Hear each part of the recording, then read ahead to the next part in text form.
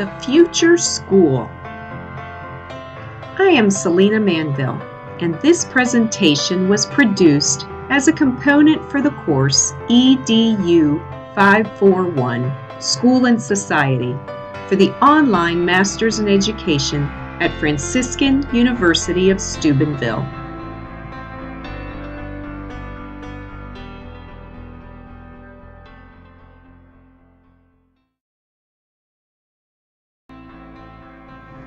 This presentation will examine National Board for Professional Teaching Proposition Number 4. Teachers think systematically about their practice and learn from experience. Trend 8 states, comprehensive school reform involves change in every aspect of school operations, from school governance to classroom instruction. Describe the future school, particularly in ways to work collaboratively with parents to engage them productively in the work of the school.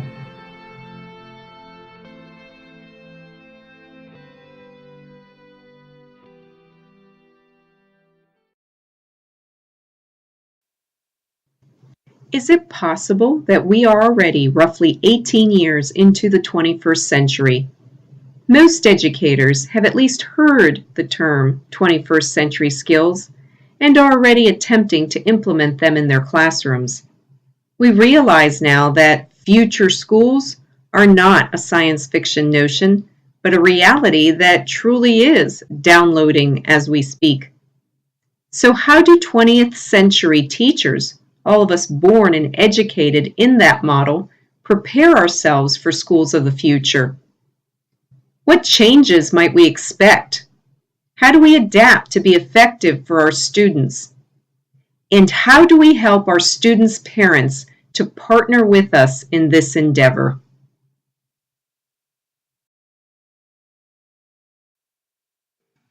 Let's take a look at what researchers and other key stakeholders in education have to share about schools of the future.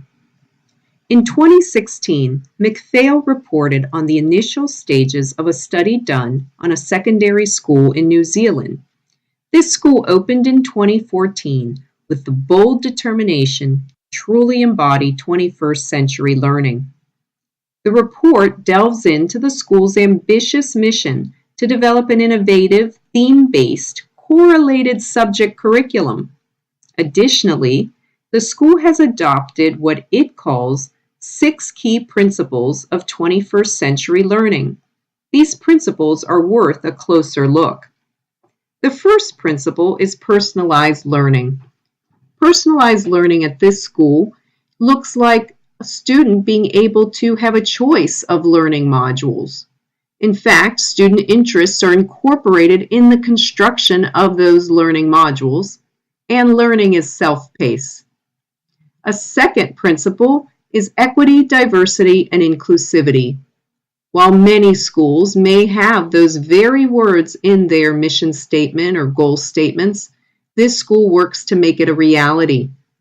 By building links with the community and identifying that diversity, they bring that into the classroom.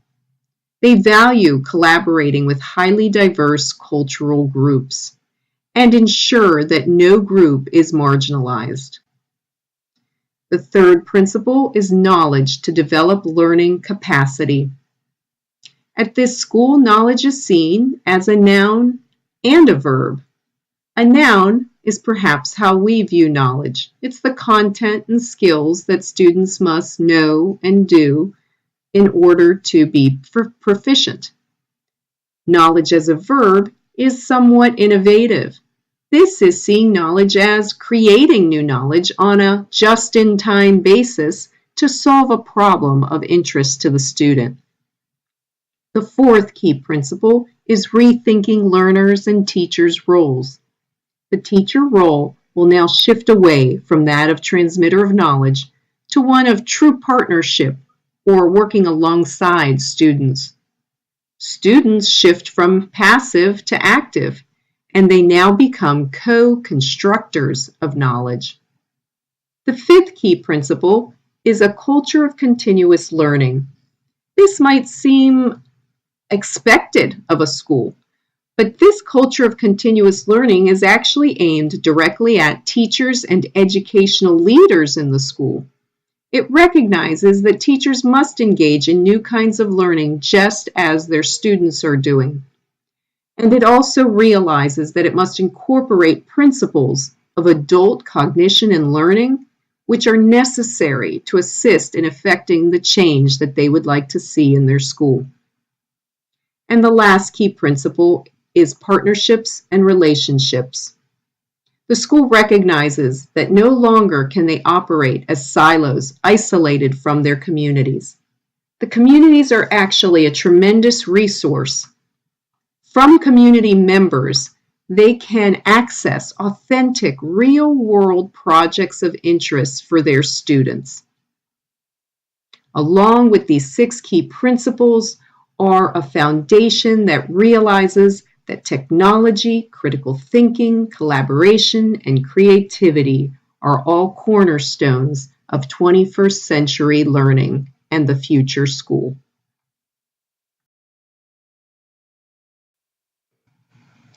If you say the word school, for most, images of textbooks, paper, pencils, tests, grades, and homework might be the first images that come to mind. But in some existing experimental schools, you wouldn't find any of those. In November 2018, CNN reporter Katie Pisa published an article entitled, "Are These the Schools of the Future?" In the article, she profiled some project-based learning schools springing up around the country. The Portfolio School in New York City was founded by 2 Princeton graduates. The Alt School in San Francisco was founded by a former Google executive, and the Wildflower School in Boston evolved from a project in the MIT Media Lab, which describes itself as an, quote, open source approach to Montessori, end quote. At the heart of all these schools are long-range, interdisciplinary, inquiry-based projects. The Portfolio School even has drills and 3D printers as some of their classroom supplies. And forget tests and GPAs. Students from this school emerge with curated portfolios. In fact, each of these schools say they do not really contain classrooms, but rather labs or studios. But these innovative experimental schools come with tuition price tags of $20,000 to $40,000 a year. Is the future school just a reality for the wealthy?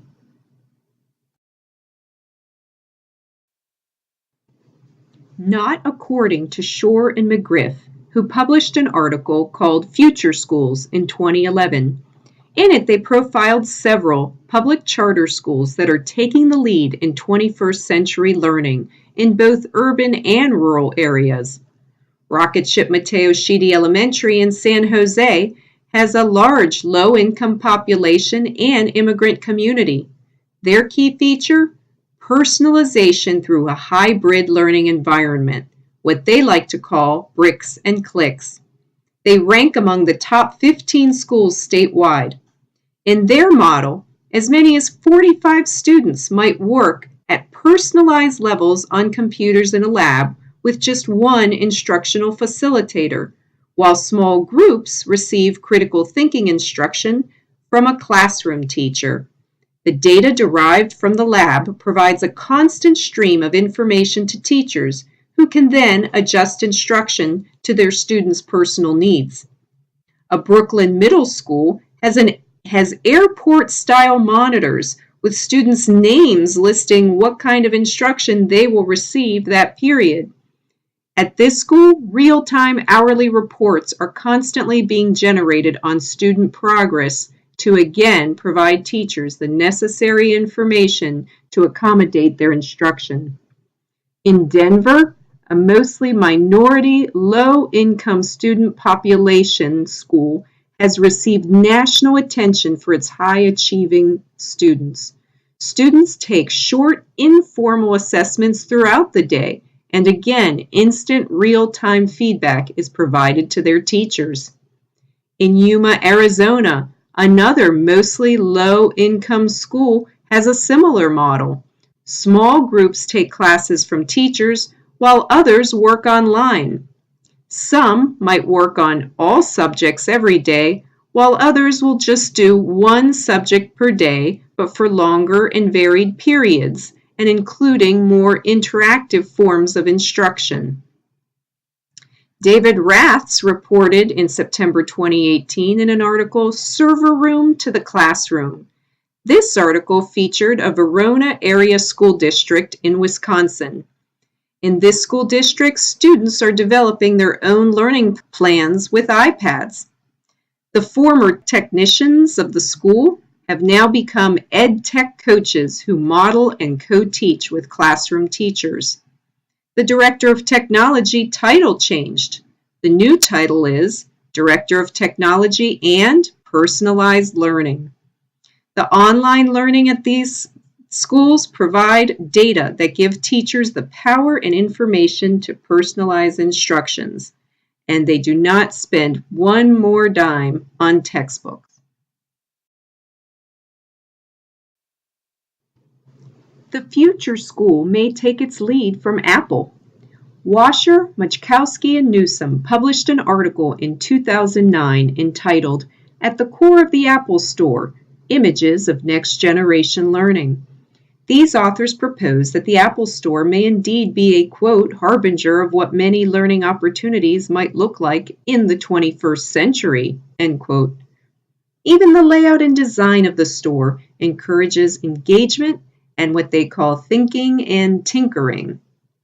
The authors called this store a prototypical learning environment, and they highlighted lessons we can learn from a trip to the store. One customer at a time. That's Apple's policy, and it provides for a highly personalized experience. Risk-free problem solving. Apple understands that trial and error is how you learn. The 3 R's, relationships, relevance, and rigor. The Apple staff develops relationships with their customers.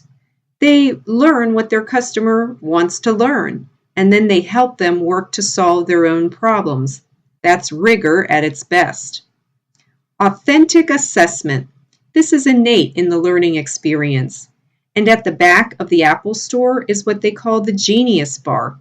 Here, a highly skilled coach can help you troubleshoot any problem. And Apple has really learned how to make their staff members guides on the side, as a concierge is constantly monitoring the floor and helping customers get the resources and equipment that they need.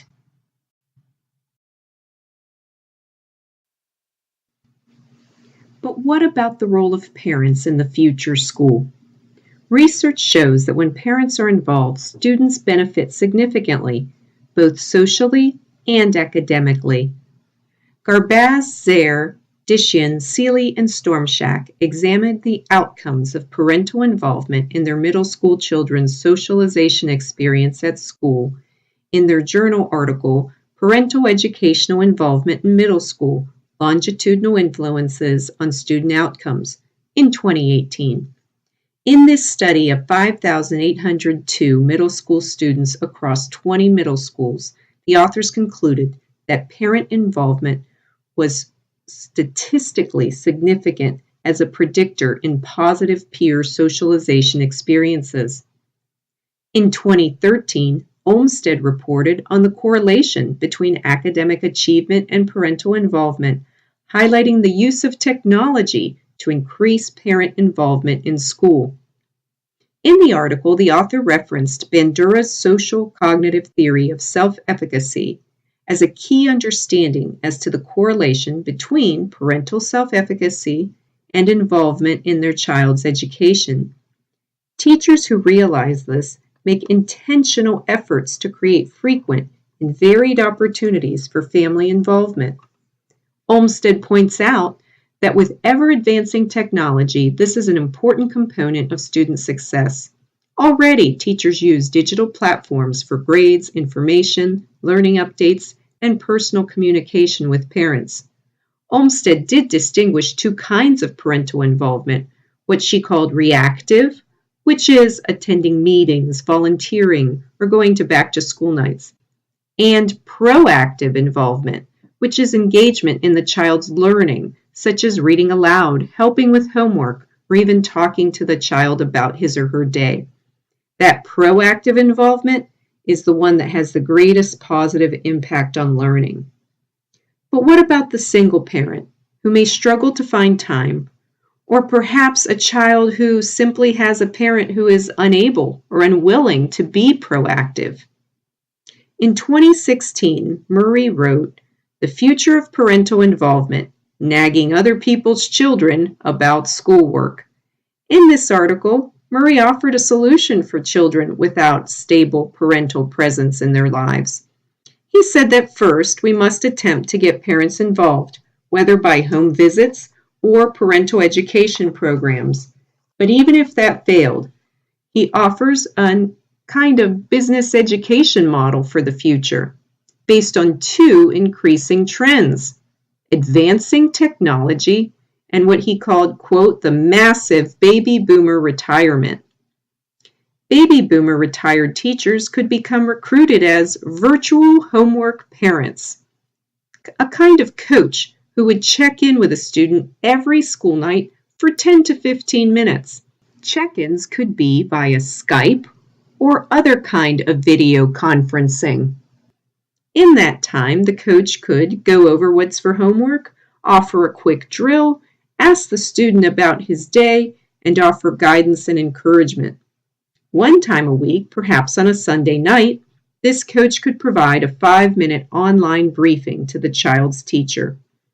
This would help ensure that every child has a community of support in a future school. I am thrilled to have Lorene Wasensky, my field-based educator and school counselor at the Franciscan School, to share her thoughts on the future school. Welcome, Lorene. Thank you, Selena. Joy to be here. Awesome. So, what do you think the future school is going to be like? The future school will need to capitalize on the curiosity and innovative thoughts of our youth, building upon their strengths and helping to engage them in what they're passionate about. That is so true. Tapping into students' passions and interests is an excellent way to ensure that learning is relevant and engaging. So much of the research about schools of the future was on that, focused on personalization. So, Lorene, what do you think might be some challenges we face in future schools? Well, I think we have to be very careful in how we move forward and recognizing that we're wanting to create lifelong learners and not dictating or trying to box in our young people, and rather helping them to appreciate the global world that we live in today and helping them to kind of take the lead while supporting them through their educational journey. You brought up some excellent points, especially with that idea of the global community, the diversity of groups that they're going to be working in, and that really they're going to be approaching concepts and topics, not isolated subjects and so forth. And then I know this extra topic here is near and dear to your heart. What about our parents? How do we get our parents to continue in this work of partnership, especially in the future school? Well, it all starts at home, and the more that we can, number one, support parents and help them to feel like as educators, we're right there with them, working as a team. And like them, we have their child's best interest at heart. Once you have parents on board working as a team, then we move forward with helping them to support their child in whatever seems to fit their child best. And I think we have to be very careful in not putting boundaries around our children, but rather seeking ways to give them wings in terms of flying.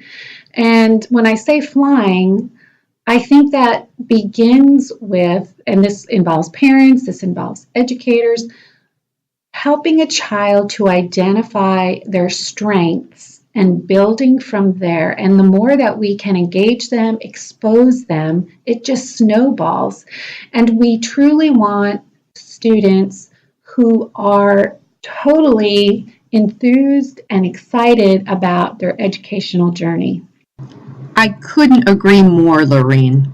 And I've got one last question for you. What about those parents that just aren't engaged? Do you have any ideas of what we might do to bring them into a meaningful partnership in the work of the school? Well, I think we have to look at what is it that's keeping them from being more engaged in their child's educational process. And if that means providing more programs for childcare, if that means more parenting education, if that means more ways to communicate, whatever seems to be at the very foundation that's perhaps getting in the way of helping them with that process, I believe is where you start. Bring up an excellent point that maybe there's a block there that we can't see. And if we can find out about that, then we can help those parents become partners in education.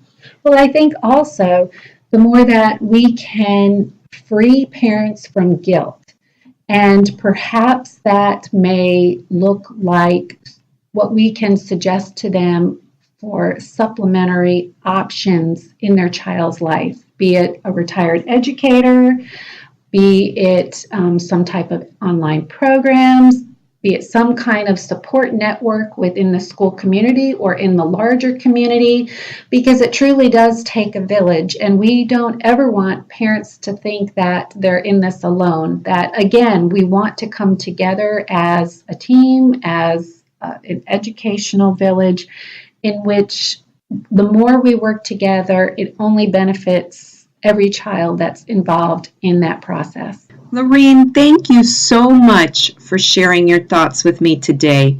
You always bring such a caring, empathetic, and positive perspective to any issue. Thank you. You're welcome. Delving into Schools of the Future was a truly eye-opening field-based experience.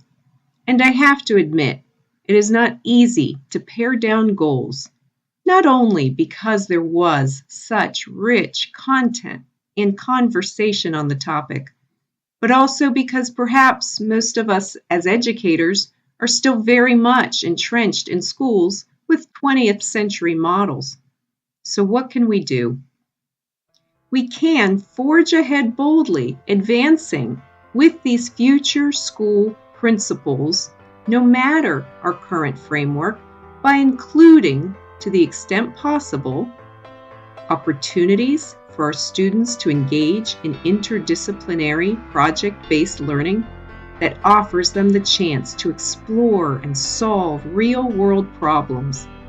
We can use every means of data available to us to inform and personalize instruction, not only according to our students' ability levels, but also to pique their curiosity and engage their interest.